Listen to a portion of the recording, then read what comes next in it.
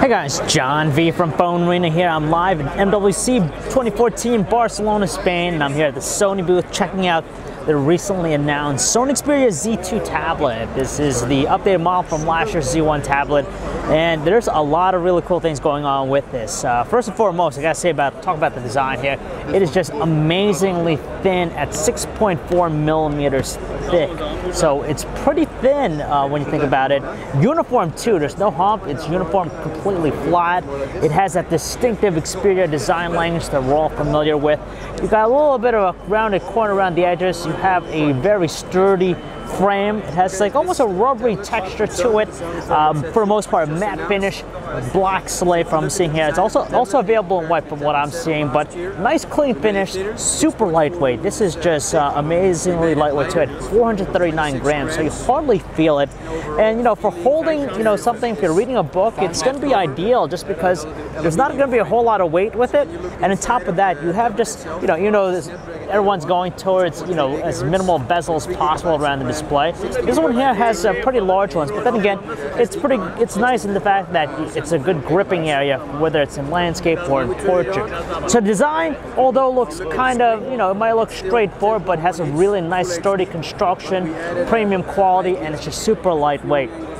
So let's talk about some of the other highlights with the tablet here. So the other thing here that I'm going to talk about is just the display. It has a pretty sharp-looking display, 10.1 inch WXGA display, so that's 1920 by 1200 pixels. It utilizes their new triluminous display technology with I believe it's an IPS panel, so you're going to get some amazing looking visuals here. So it's super crisp, super vibrant. Let's see if I could actually show you here how great it is. So you can make out even fine details, no problems at all, and the colors are nice, vibrant, vivid, a lot of life to it, and you can see the viewing angles on this is pretty clear. It maintains its clarity even at the widest angles, and whereas before the triluminous supposed to be checked out tend to have a little bit of a washed out look with the color of black, this one here is nice. It's pretty consistent too. So take a look around the tablet. You're going to have a front-facing camera right there. You can take self-portraits, 2 megapixel front-facing camera. On the bottom edge here, it looks like you have 3.5 millimeter headset jack. Your magnetic docking port.